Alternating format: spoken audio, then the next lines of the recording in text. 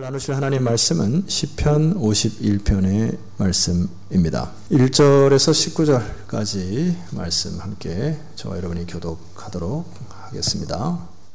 하나님이여 주의 인자를 따라 내게 은혜를 베푸시며 주의 많은 긍휼을 따라 내 죄악을 지워 주소서. 나의 죄악을 말갛게 씻으시며 나의 죄를 깨끗이 제하소서. 물은 나는 내 죄가를 아오니 내 죄가 항상 내 앞에 있나이다. 내가 주께만 범죄하여 주의 목전에 악을 행하였사오니 주께서 말씀하실 때에 의로우시다 하고 주께서 심판하실 때에 순전하시다 하리이다. 내가 죄악 중에서 출생하였으며 어머니가 죄 중에서 나를 잉태하였나이다. 보소서 주께서는 조심히 진실함을 원하시오니 내게 지혜를 은밀히 가르치시리이다. 우슬초로 나를 정결하게 하소서. 내가 정하리이다. 나의 죄를 씻어 주소서. 내가 눈보다 희리이다. 내게 즐겁고 기쁜 소리를 들려주사 주께서 꺾으신 만으로 즐겁게 하소서. 주의 얼굴을 내 죄에서 돌이키시고 내 모든 죄악을 지워 주소서. 하나님이여 내 속에 정한 마음을 창조하시고 내 안에 정직한 영을 새롭게 하소서. 나를 주 앞에서 쫓아내지 마시며 주의 성령을 내게서 거두지 마소서. 주의 구원의 즐거움을 내게 회복시켜 주시고 자원하는 심령을 주사 나를 붙드소서. 그리하면 내가 범죄자에게 주의 도를 가르치리니 죄인들이 주께 돌아오리이다. 하나님이여 나의 구원의 하나님이여 피 흘린 죄에서 나를 건지소서. 내 혀가 주의 의를 높이 노래하리이다. 주여 내 입술을 열어 주소서. 내 입이 주를 찬송하여 전파하리이다. 주께서는 제사를 기뻐하지 아니하시나니 그렇지 아니하면 내가 드렸을 것이라. 주는 번제를 기뻐하지 아니하시나이다. 하나님께서 구하시는 제사는 상한 심령이라. 하나님이여 상하고 통회하는 마음을 주께서 멸시하지 아니하시리이다. 주의 은택으로 시온의 선을 행하시고 예루살렘 성을 쌓으소서. 다 같이 읽습니다. 그때에 주께서 의로운 제사와 번제와 온전한 번제를 기뻐하시니 그때 그들이 수소를 주의 제단에 드리리이다. 아멘. 제가 주초에는 그 노예 임원 수련회를 다녀왔고요. 그 다음에 목금은 호프라고 하는 선교단체 이사의 자격으로 4년마다 열리는 총회를 다녀왔습니다. 호프라고 하는 단체는 창의적 접근 지역, 예전에 그 1040 윈도우 이래가지고 북위 10도에서 40도에 선교사들이 가장 안 가는 지역들을 골라서 선교사들이 1989년도에 모여서 하나님의 나라와 영광을 위하여 창의적 접근 지역으로 출발했던, 벌써 굉장히 많은 세월이 흘렀죠.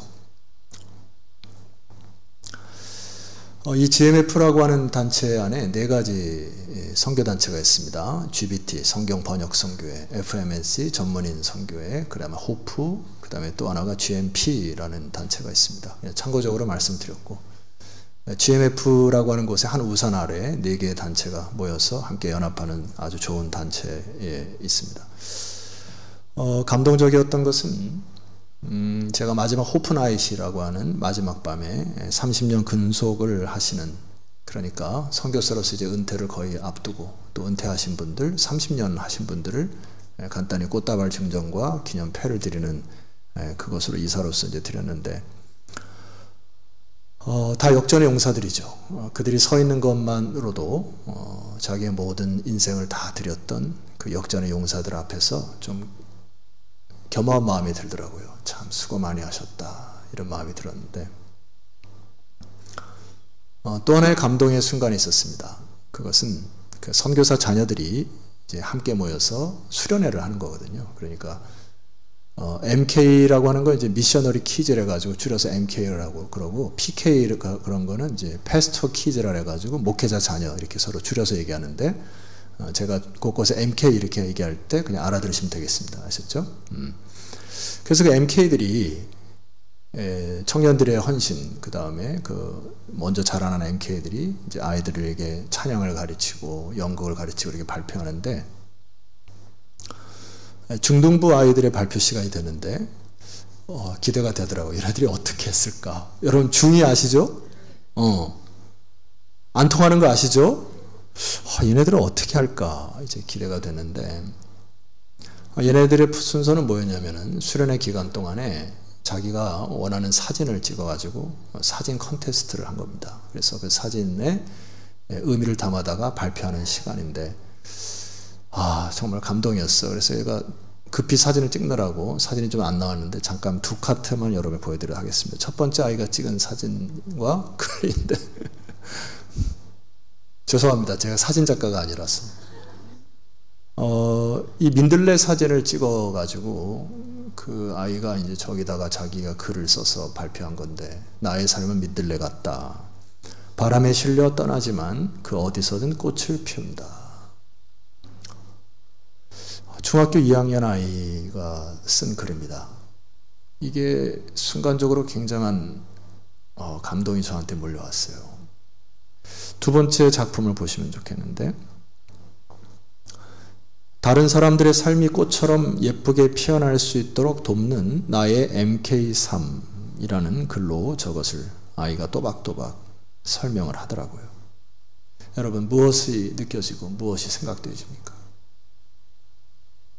중학생이에요. 선교 현장은 말 그대로 영적 전투의 현장입니다. 가장 일선에서 하나님 나라를 전하는 사람들이고, 경제적으로는 여유를 가질 수 없는 삶이 바로 선교사들의 삶입니다. 뿐만 아니라 언어, 문화, 환경 할 것 없이 모든 것에서 마음을 놓을 수 없는 그 현장 속에서 이 아이들이 자라는 것을 보시잖아요. 저는 마치 이 아이들이 야생화처럼 느껴지더라고요. 하나님이 키우고 계시는구나. 부모가 뭘 해주겠어요? 물질적인 풍요로 지원할 수도 없는 거고, 그렇지만 이 야생 속에서 하나님의 은혜를 머금고 아이들이 잘 자라고 있구나. 그래서 제가 감동이 됐어요. 그래서 제가 그 30년 근속하고 이제 제가 마이크를 저한테 줘서 제가 모든 아이들에게 아이스크림을 쏘겠습니다. 그래가지고, 그때 부모들은 안 됩니까? 그래서 안 됩니다. 그래가지고, 그 다음날 아이스크림을 쏘았습니다. 우리의 인생을 가만히 좀 살펴볼 텐데, 우리 인생은 어떤 글에 보니까 속도보다는 방향이다 이렇게 얘기하는 글이 있는데 굉장히 동감이 가요. 그런데 우리 그리스도인들은 거기서 멈춰서는 안 됩니다. 방향에 더하여 무엇이 필요하냐니까 태도가 필요한 것입니다. 이것을 우리는 신앙이라고 얘기해요. 세상 사람들도 방향은 잘 잡고 갑니다. 그러나 어떻게 태도를, 인생을 살아가냐, 이게 너무나 중요한 거죠. 그래서 로마서에도 보면은 이 부분을 나타내는 게 있어요. 로마서 8장 5절에 보니까 5절과 6절을 여러분 읽어보시죠. 자, 시작. 육신을 따르는 자는 육신의 일을, 영을 따르는 자는 영의 일을 생각하나니 육신의 생각은 사망이요 영의 생각은 생명과 평안이니라. 자, 여기 보니까 육신과 영이 자꾸 대비가 되죠. 그래서 많은 사람들이 육신의 욕망에 따라 사는 사람들이 있다라는 얘기죠. 그래서 5절에 보니까 보세요. 육신을 따르는 자는 육신의 일을 하게 되고 결과 그렇게 맺힌다라는 얘기입니다. 방향을 그렇게 잡은 거예요. 육신이라고 하는 거, 안목의 정욕이나 이생의 자랑이나 육체의 정욕대로 살아가는 사람, 즉 자아 중심대로 살아가는 사람을 얘기하는 것이죠. 그러나 영을 따르는 자들은 영의 일을 생각하여 올바른 방향을 간다는 얘기죠. 그래서 이걸 메시지 성경으로 여러분 읽어드리겠습니다. 자기 자아에 사로잡힌 사람들은 결국 막다른 길에 이를 뿐입니다. 그러나 하나님께 주목하는 사람들은 탁 트이고 드넓은 자유로운 삶으로 이끌려 갑니다. 무엇이 중요한 것이죠? 방향이 중요한데 무엇을 추구하고 사느냐가 인생에 던지셔야 되는 거예요. 질문을. 하나님 믿지만은 내 인생에 무엇을 추구하고 사느냐, 그것이 육신의 일이냐 영의 일이냐, 그것이 하나님의 영광을 위한 길이냐 나의 욕심을 이루기 위한 거리냐, 그것을 두들기셔야 됩니다. 7절 말씀 보니까 더 깊은 메시지가 있습니다. 7절 8절도 저와 함께 읽어볼까요? 시작. 육신의 생각은 하나님과 원수가 되나니 이는 하나님의 법에 굴복하지 아니할 뿐 아니라 할 수도 없음이니라. 8절. 육신에 있는 자들은 하나님을 기쁘시게 할 수 없느니라. 육신에 따라서 살아가는 삶은 하나님을 기쁘시게 할 수 없다. 이 태도의 문제죠. 그러니까 우리의 모든 것들은 하나님의 영에 의하여 또 목적에 의해 살아갈 때 누구를 기쁘게 한다? 하나님을 기쁘게 하는 삶이 우리의 태도가 되셔야 합니다. 그래서 내가 물질을 쓰는 것도, 시간을 투자하는 것도, 여러분의 재능을 나누는 것도, 하나님의 영광과 하나님을 기쁘시게 하는 일에 이게 영의 일이라는 얘기잖아요. 태도가 바뀌셔야 된다. 오늘 제가 다윗을 통해서 여러분에게 그 얘기를 좀 해볼게요. 다윗은 왕이 되고서 인생의 방향을 잘 잡는 듯 했습니다. 그러나 사탄의 유혹이나 중간에 찾아온 유혹들을 이기지 못했던 이 죄악의 부분, 우리아 안에 밧세바를 범했던 것이 사실 치명적인 죄인 것이죠. 사무엘하 11장과 12장으로 가면 이 상황을 제가 자세히 살펴보면서 여러분에게 말씀을 드리고자 합니다.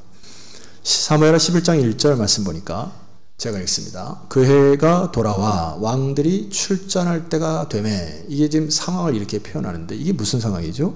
전시 상황. 국지전이 곳곳에서 일어났던 상황을 알 수가 있습니다. 출전할 때가 되매, 이런 전시 상황이에요. 다윗이 요압과 그에게는 그의 부하들과 온 이스라엘 군대를 보내니 그들이 암몬 자손을 멸하고 랍바를 에워쌌는데 다윗은 어디 있었어요? 예루살렘에 있었습니다. 이거는 조금 넌센스예요. 여기에 있으면 안 됩니다. 다윗의 태도의 첫 번째, 느슨함이라고 표현하고 싶어요. 모두가 힘을 내어서 전장에서 싸우고 있는데 왕이 예루살렘에 남아 있어. 느슨한 채로 있는 거 위험합니다. 모두가 한국 교회를 위해서 기도하고 세계 열방을 위해서 기도하는데 나 혼자 느슨한 채로 뒤따라가는 거 위험한 것이에요. 여러분 한 주간 동안 여러분의 자리를 보셔야 됩니다. 내가 있어야 할 자리, 없어야 할 자리. 여러분 지금 다윗은 여기 있어야 할 자리가 아니에요. 예루살렘에 있어야 될 자리가 아닙니다. 부하들이 전장에서 열심히 싸우고 있는데 전장에 가서 협력을 하든지 뒤에서 응원하든지 함께 했어야죠. 근데 그 느슨한 삶의 태도가 사탄의 유혹이 들어오는 침투의 통로가 됩니다. 그뿐 아니에요. 2절 말씀 보니까 저녁 때에 다윗이 그의 침상에서 일어났습니다. 일어나는 건 언제 일어나야 되죠? 아침에. 잠은 언제 자야 되죠? 저녁에. 근데 얘는 뭐 하고 있죠? 저녁 때에 다윗이 그의 침상에서 일어났습니다. 아마 낮잠을 자고 일어난 듯합니다.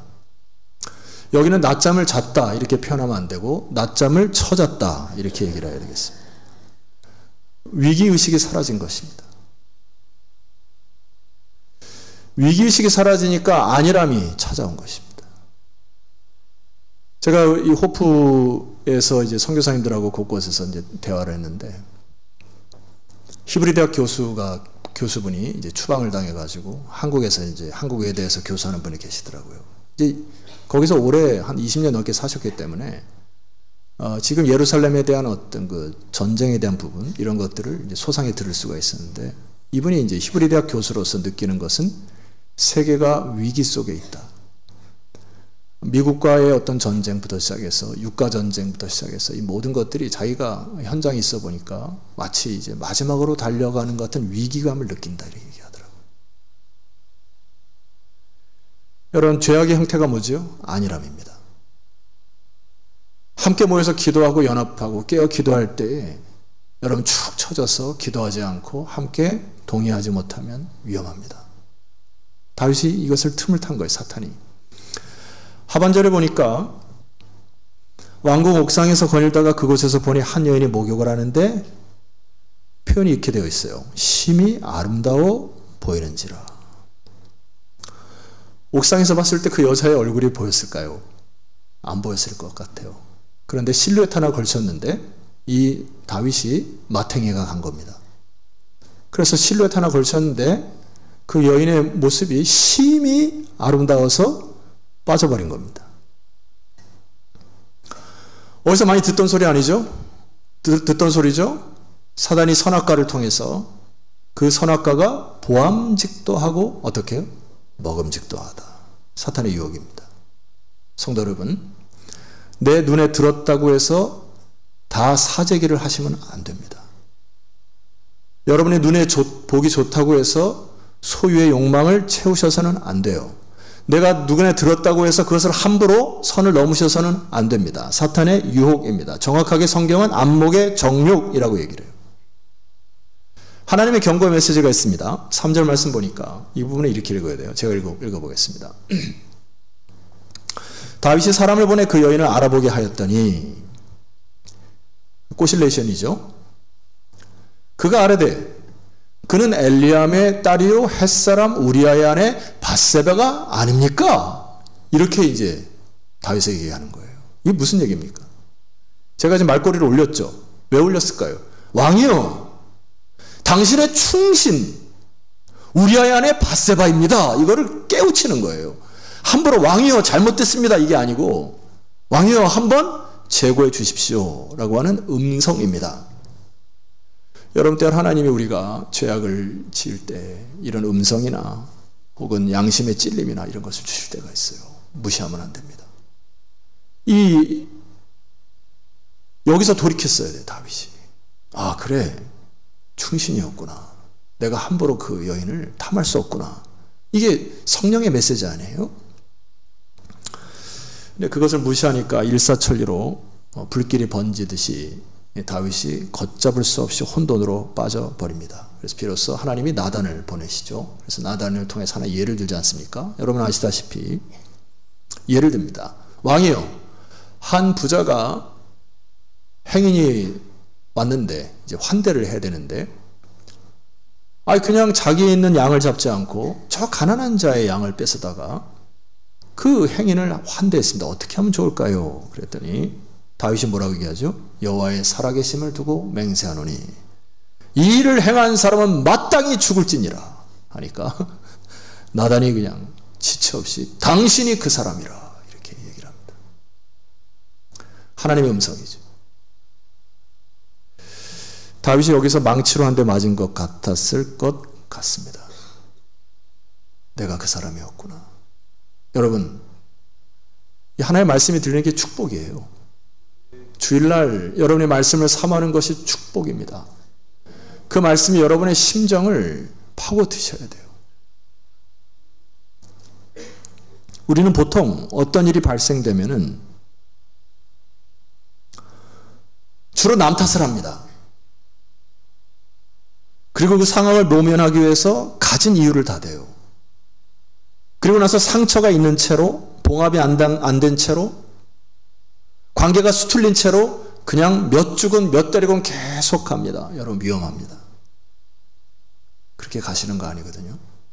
상처가 골마서 빨리 그 골μ을, 상처를 치료하고 해서 새살이 돋는 것을 회복이라고 하는 것이죠.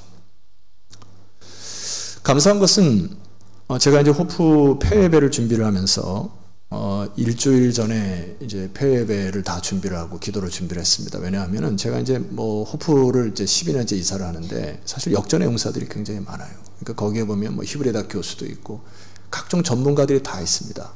의사를 하다가 오신 분도 있고, 그 다음에 과학기술대학에서 교수 생활하다가 연변과기대회로 뛰어가가지고 복음을 전하려고 했고 뛰어가신 분도 계시고, 곳곳에 전문가들이 모여서 창의적 접근적으로 막 뛰어갔거든요. 그들이 이제 주제가 환대입니다. 환대, 이번 수련회 주제가 환대였는데, 저보다 연배가 많은 분도 많이 계시고 선교 저마다에 한 가닥 하셨던 분들이 다 앉아 계시잖아요. 그러니까 목회자 가서 뭐라고 얘기하겠습니까? 근데 하나님께서 지혜를 하나 주시더라고요. 관계를 터치해라. 그래서 제가 관계의 영성이라고 하는 어떤 주제를 가지고 그들의 관계를 파고들기 시작했습니다. 무슨 얘기냐면은, 우리가 주의 나라를 위해서 화려하게 막 일을 하고 막 애를 썼는데도 관계가 무너진 경우가 있어요. 특별히 선교사 지역에는 타치할 사람이 없으니까 부부관계나 부자관계나 선교에 현재 있는 관계나 이 부분들이 깨어질 가능성이 많이 있습니다. 그러니까 너무나 바쁘고 힘드니까 그런 관계를 봉합한 채로 그냥 흘러가는 것을 제가 하나님께 지혜 주셔서 그 부분을 폐예배 때 건드렸거든요. 그런데 저와 교제했던 한 선교사 부부가 이 앞에 앉으셨는데 예배 끝나고 기도를 함께 드리는데 깊은 눈물의 회개의 기도를 드리시더라고요. 저는 이것을 회복이라 이렇게 말씀드리고 있습니다.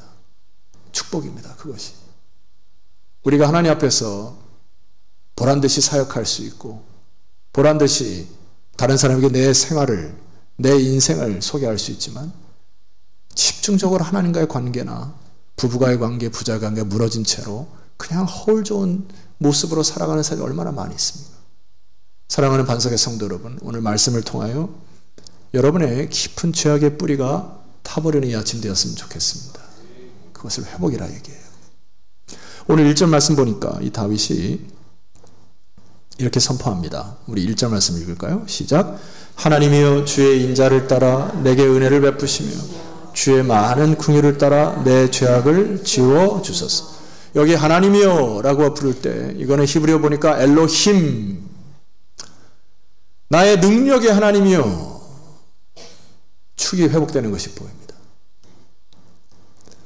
내가 하나님을 잊었는데 그 하나님은 인자가 풍성하신 하나님이었는데 내가 그 하나님을 벗어나 나 멋대로 내 방식대로 살아왔던 것을 회개하기 시작합니다. 주의 많은 긍휼을 따라 내 죄악을 지워달라고 하는 간곡한 기도를 드리고 있습니다. 여러분, 회개의 시작은 하나님을 아는 것부터 시작하는 거예요. 여러분, 깊은 깨달음을 하는 게 관계가 회복되기를 소망합니다. 그래서 다윗이 깨달은 죄가 뭡니까? 첫 번째, 1절 말씀의 하반절에 보면 죄악이라고 하는 단어를 쓰는데 이 죄악은 2절까지의 세 가지 단어가 다 다릅니다. 첫 번째 죄악은 페사라고 하는 헬라어 단어, 히브리어 단어인데 이것은 죄과 transgression이라고 하는 것인데 정확한 얘기는 하나님께 대한 반역 행위를 이야기하는 것입니다. 무엇은 반역이죠? 하나님이 네 가까이 있는 처자만을 사랑하고 가정을 뛰어넘어서 불륜을 저지르지 말라고 하는 하나님의 말씀의 반역인 것입니다. 하나님이 하지 말라는 것을 하는 것은 반역인 것입니다. 하나님이 하라는 것도 하지 않은 것은 반역이에요. 하나님 명령과 말씀을 듣지 않은 반역죄를 졌다고 다윗은 토로하고 있습니다. 하나님 명령에 불복종한 것, 죄입니다. 두 번째, 2절의 중반절을 보니까 나의 죄악을 말갛게 씻기시며 했습니다. 이것은 히브리 단어의 아온이라는 단어인데 영어는 iniquity라고 하는 단어로서 이거는 비튼다의 뜻을 가지고 있습니다. 비튼다, 또 다른 표현으로는 구부러진다 라는 뜻이 있습니다. 제가 이 단어를 연구하면서 딱 떠올랐던 단어 그림 하나가 뭐냐면 못입니다. 여러분, 못질 해보셨어요? 못질을 아무리 잘하셔도 제가 좀 하거든요. 딱딱딱 못질. 못이 구부러지면 수십 년의 경력을 가져도 못이 안 박힙니다. 구부러진 거예요. 마음의 상태가 삐뚤어진 겁니다. 하나님이 쓰실 수가 없어요. 또 하나 깨달은 게 하반절에 나의 죄를 깨끗이 제하소서. 여기에 죄는 파티아라고 하는 단어로 영어의 sin이라는 단어로 씁니다. 물매가 관역을 벗어나서 선로를 이탈한 뜻을 가지고 있어요. 헬라어로는 여러분 제가 여러 번 강조했던 하마르띠아라는 단어 기억하시죠? 기억하면 좀 끄덕하면 제가 힘을 내서 할게요. 하마르띠아 기억하시죠? 좀 전에 들으셨죠? 그럼 기억하시죠? 네, 그럼 여기 파티아라는 단어는 선로를 이탈한 채 엉뚱한 곳에서 기쁨을 누리고 엉뚱한 곳으로 자꾸 가는, 그래서 기차가 마치 차도로 안 가고 막 인도로 막 돌진하는 상태, 이것을 바로 파티아 죄라고 얘기합니다. 그래서 다윗이 뭘 깨달은 거고 하니 4절 말씀 보니까 이렇게 얘기를 해요. 내가 주께만 범죄하여 주의 목전에서 악을 행하여 싸우니. 정신 차린 거죠. 내 이 죄악이 하나님과 떠나 하나님 앞에서 하나님 보시는 것에도 불구하고 하나님을 무시한 채로 버젓이 죄를 지었나이다. 이 표현이죠. 그리하므로 주님의 판결대로 달게 받겠습니다 라고 그의 중심이 회복되는 모습이 보입니다. 여러분, 제가 이 설교를 준비하면서 여러 가정이 떠오르더라고요. 마음속에 기도하면서 여러 부부가 떠올리기도 하고 어느 가정이 떠올리기도 하고 막 그러더라고요. 왜 떠올랐을까요? 하나님 그 가정이 회복이 있게 하옵소서. 회복은 개혁으로 시작합니다. 마틴 로이드 존스 목사님이 얘기하셨던 거, 부흥이라고 하는 것은 진리의 재발견이라고 하는 단어를 제가 오래전에 여러분에게 설교했던 기억이 나요. 부흥이라고 하는 것은 진리의 재발견이다. 진리를 재발견하여, 아, 그렇구나. 내가 죄를 졌구나. 나 때문에 이렇게 힘들어하는구나 하면서 이제는 여러분들이 뭘 하셔야 되냐면 부흥을 위해서 기도하셔야 합니다. 부흥이라고 하는 것은 깨달은 것을 실천함과 동시에 영적인 결단이 필요한데 이 방법은 기도밖에 없습니다. 제가 호프 폐회를 앞두고서 전날에 밤에 저 혼자 오랜 동안 기도를 했어요. 하나님 부어주십시오. 저들에게 위로가 필요하고 저들에게 소망이 필요하고 저들에게 힘이 필요하고 깨어진 것들이 묶여진 것들이 그래서 또 4년 동안 버텨야 되고 기도로 준비했던 그 폐회배 시간에 부흥이 일어나는 것을 보입니다. 곳곳에서 선교사들이 눈물을 흘리고 기도하고 하나님 앞에 하나님께 아뢰는 깨어진 것들을 드리는 것을 통해서 참 은혜의 시간을 저는 개인적으로 가졌습니다. 부흥을 해서 어떻게 기도해야 될까요? 여러분, 부흥은 내면의 변화부터 시작이 되는 것입니다. 다윗이 이렇게 얘기를 해요. 10절 말씀 함께 선포합니다. 자, 시작. 하나님이여 내 속에 정한 마음을 창조하시고 내 안에 정직한 영을 새롭게 하옵소서. 메시지 성경으로 있습니다. 하나님 내 안에서 새롭게 시작하시고 혼돈스러운 내 삶 다시 창조하여 주옵소서.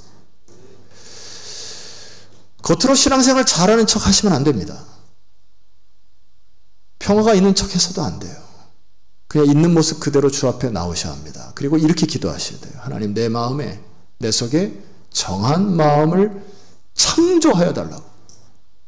정직한 영을 새롭게 해달라고. 이 기도가 내면의 변화부터 시작해서 여러분의 가정에 평화가 올 것입니다. 관계가 평화가 올 거예요. 내 내면에 내 죄악이 내 부족함들이 깨어지기 시작할 때 비로소 하나님이 만져주신 은혜를 경험할 것입니다. 제가 히브리 단어를 최근에 공부를 하고 있는데 여러분 그 창세기 1장 2절에 보니까 궁창이라는 단어가 있습니다. 들어보셨죠? 제가 방금 질문했잖아요. 궁창이라는 단어 들어보셨죠? 네. 유대인들은 이 하늘을 세 개로 생각을 합니다. 그래서 눈에 보이는 하늘, 그리고 하늘 위의 하늘, 그리고 셋째 하늘 이렇게 돼요. 그러니까 유대인의 관점에서는 궁창은 둘째 하늘입니다. 하나님이 이제 위에서 내려보면 요한계시록의 유리바다로 보이는 것이 이 궁창이고요. 우리가 밑에서 위로 보면 그냥 하늘로 보이지만 그것은 둘째 하늘의 이제 표면적인 하늘이죠. 그러니까 궁창이 보이긴 하지만 두 번째 하늘을 궁창이라고 얘기를 해요. 궁창이라는 단어가 히브리 단어의 라키아라고 하는 단어인데 이 참 재밌습니다. 이 뜻이 있는데 이 히브리 단어는 이제 표의 문자거든요. 그러니까 우리 한자처럼 다 뜻이 있습니다. 한 단어 뜻이. 그래서 라키아라는 단어인데 이 뜻이 뭐냐니까 두들겨서 넓게 펼친 판이다 이런 뜻을 갖고 있어요. 그러니까 태초에 하나님이 천지를 창조하셔서 땅이 혼돈하고 공허할 때 뭔가 울퉁불퉁하고 뭔가 좀 질서가 없는데 하나님이 두들겨 펴셔서 하늘을 쫙 펴서 여러분 하늘 보면 맑죠?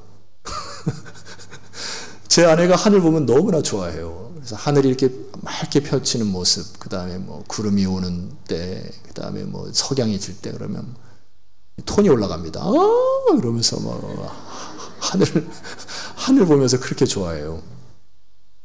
이제 그 궁창을 이렇게 표현한 건데 이 라키아의 또 다른 뜻이 있어요. 이 라키아의 또 다른 뜻이 두 번째 설명을 드릴게요. 이게 물리적 의미만이 아니라 영적인 의미가 담겨 있습니다. 그래서 그 뜻이 라키아라는 단어가 새로운 시작, 즉 새 사람에 대한 의미가 있습니다. 이걸 영적으로 어떻게 해석하면 되죠? 우리는 다윗처럼 자기의 육체 욕망에 따라 살아왔던 태도와 언어와 습관대로 살아온 것은 구부러진 것입니다. 구겨진 거예요. 그런데 하나님의 영으로 예수 그리스도의 보혈로 여러분의 구부러지고 어그러지고 삐뚤어지고 더러워졌던 것들을 쫙 펴서 하늘에 속한 사람으로 사는 것, 그것이 라키아, 하나님의 사람들인 것입니다. 주님의 인자와 긍휼로 나의 중심을 녹이고 하나님의 성령의 감동함으로 나의 욕정을 죽여서 하늘에 쫙 펴진 맑은 것처럼 하늘을 바라보며 사는 사람들, 바로 그 사람들을 그리스도인들이라고 하는 것입니다.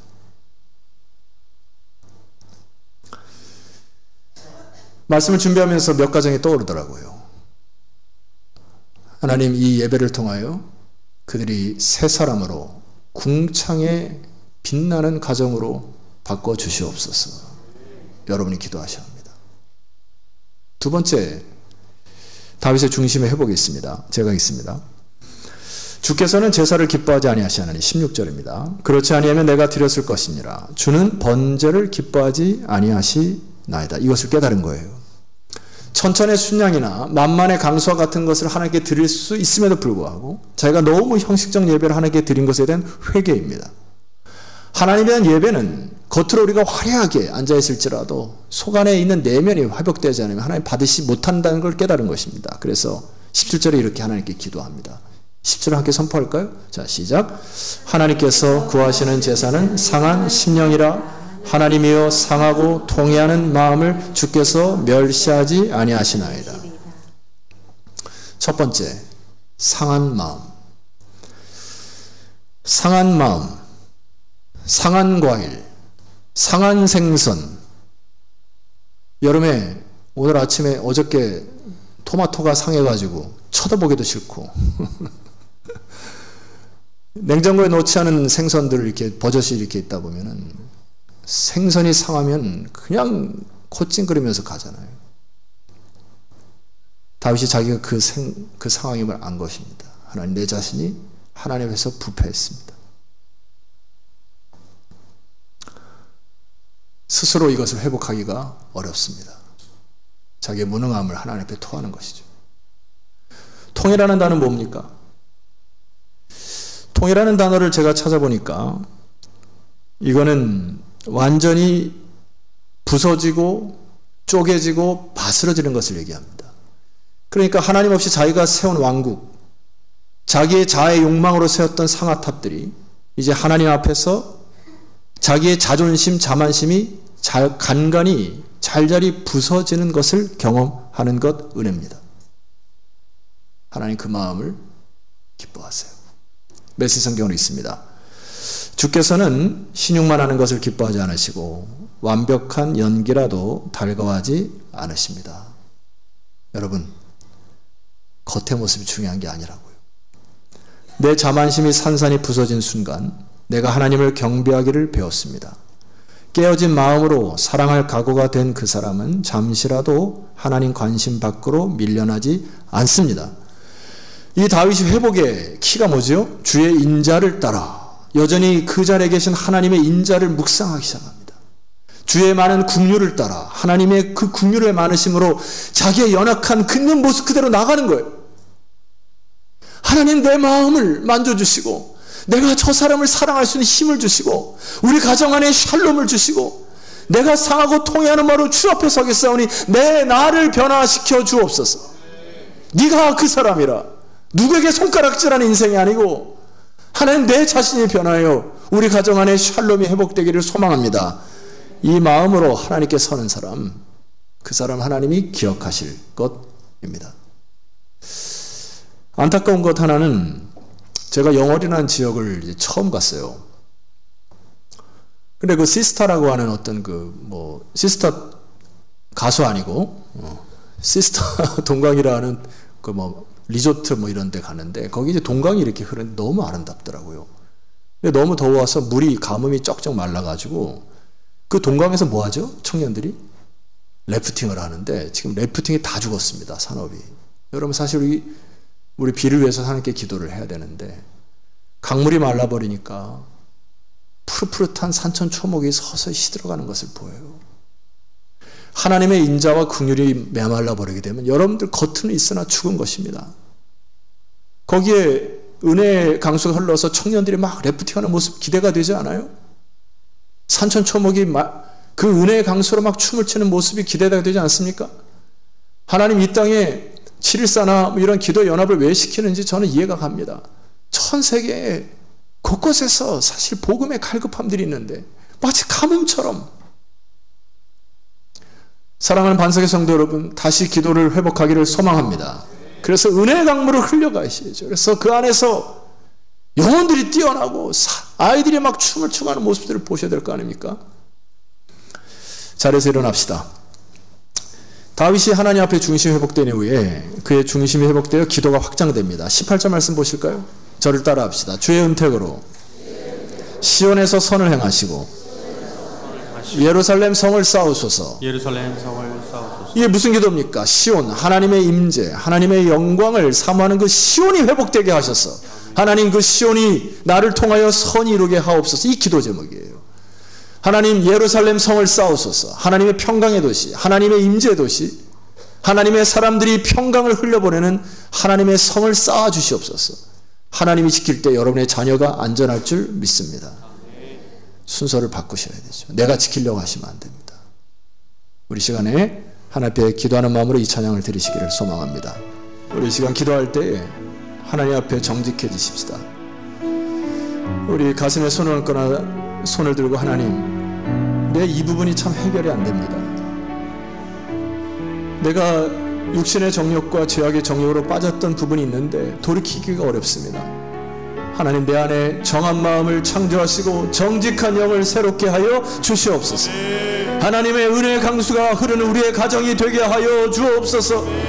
하나님의 자비로 내 영이 다시 살아나게 하셔서 꽃피고 열매 맺고 새들이 깃드는 그런 교회, 그런 나라, 하나님의 나라가 회복되게 해달라고 이 시간에 간절히 하나님께 기도하는 시간을 갖도록 하겠습니다. 기도하겠습니다.